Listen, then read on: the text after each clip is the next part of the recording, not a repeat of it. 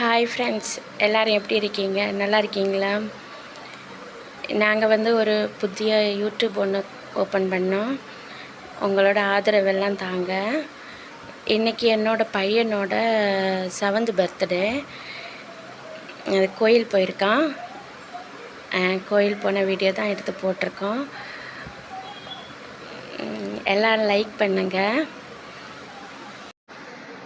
எல்லோரும் என்னோடய பையனுக்கு பர்த்டே விஷ் பண்ணுங்க. அவன் ரொம்ப சந்தோஷப்படுவான்.